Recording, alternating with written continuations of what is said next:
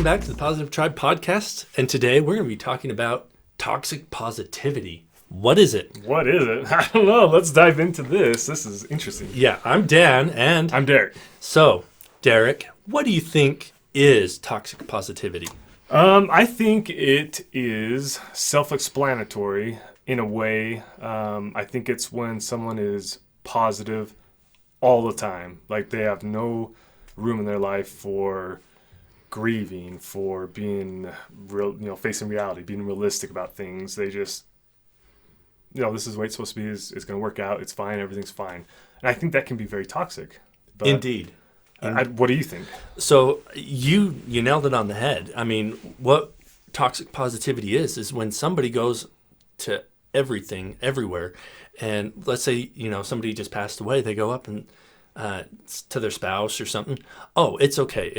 Everything will work out just fine for you, and instead of being like, I'm sorry for your loss. Yeah, exactly. You need, it's like toxic positivity kind of lacks that personal connection, that sympathy. Yeah. I mean, there's always a time and place for everything. And that's funny, we were talking about this before we started filming. My wife and I were talking about toxic positivity a few days ago. My wife had a friend growing up, and she came from a very broken home, just a lot of negativity in the home, and that flipped something in her brain to where she felt like she could have no negativity in her life and only positive thoughts, feelings, words, actions, which some people are like, well, what's wrong with that? But my wife said it was so hard being around her.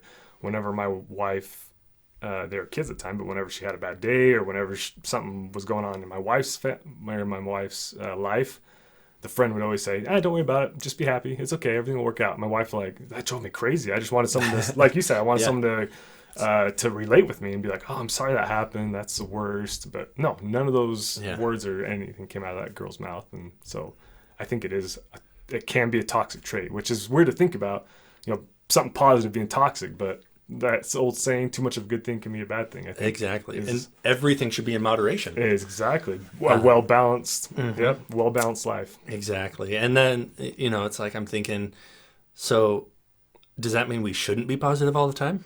Well, no, you should still have that positive mindset where things will work out, but also realize that stuff in the moment is still in the moment. It's very good to have a time to grieve. If something bad happened in your life, it's very good to just let out those raw, authentic emotions of something. When you're angry, you just let it out. I think it's good to let these things out and not try and suppress them. Yeah, exactly. Because if you bottle it up, eventually it's like a ticking time bomb. It just builds up, and then eventually kaboom. Yeah, and even if it doesn't go kaboom, your body's going to take on that stress, and you're going to get sick, and your immune system's going to go down. Something's going to happen. You just can't bottle those things up forever. Exactly, it's just not healthy. No, and it's not healthy to be too happy either. Exactly. Not too happy, but too positive. Too positive, yeah. But yeah, I mean that's positive toxicity in a nutshell. In a nutshell, and yeah. So guys, if you have one of these mindsets of I have to be happy or I can't let my kids see me sad, try and change that. Let your kids see the real you. Let your spouse see the real you. Let your spouse, talk to you, and let out all those emotions and feelings. So, yeah. All right. Awesome. Thanks, guys. On to the next. Yeah, see you.